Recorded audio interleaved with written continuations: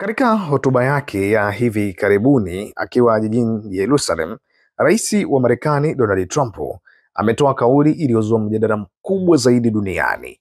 Amesema kuwa hana mpango wa kuzungumzia tena kuhusu mfumo wa taifa moja au mawili kati ya Israeli na Palestina. Badala yake anasema tunachozungumzia ni ujenzi upya wa Gaza.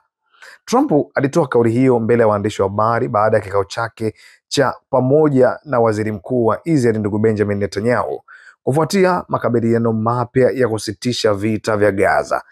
Wakati wa mkutano huo, mwandishi mmoja aliuliza ikiwa Marekani itasaidia juhudi za kufufua mfumo wa two state solution, yaani kuanzisha mataifa mawili huru, moja kwa Wapalestina na jingine kwa Wayahudi. Lakini Trump kwa mtindo wake wa kawaida wa moja kwa moja alijibu, sizungumzii kuhusu taifa moja au mawili, sizungumzii kuhusu two state, tunachozungumzia ni kujenga upya Gaza.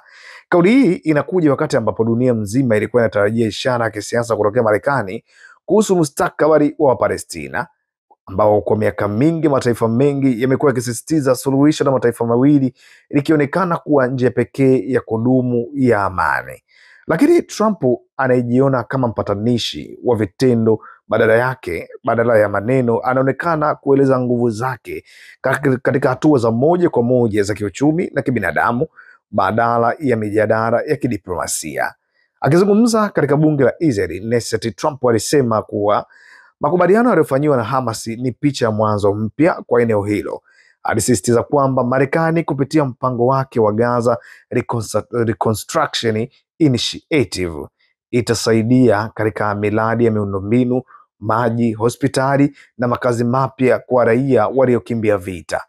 Tunataka watoto wa Gaza warejee shule, familia zipate umeme, maji na chakula, alikuwa anasema Trump. Haya ndiyo mambo tunayoyajali kwa sasa, si michoro ya ramani za kisiasa. Wachambuzi wa siasa za Mashariki ya Kati wanasema kauli ya Trump inaweza kubadilisha kabisa mwelekeo wa mazungumzo ya amani.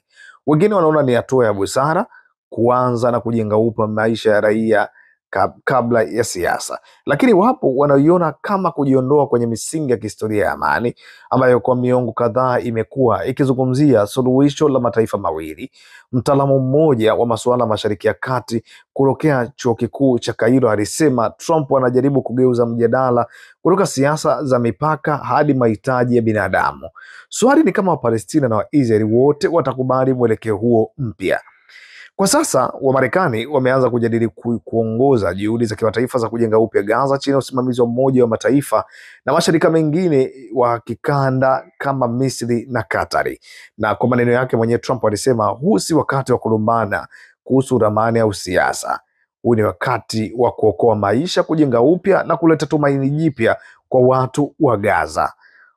Kwa maneno hayo, Rais Trump ameweka msimamo mpya wa Marekani, msimamo unaozingatia vitendo zaidi ya maneno na kupeleka ujumbe kwamba amani ya kweli huanza pale watu wanapopatana na wanapopata tena utu na maisha bora.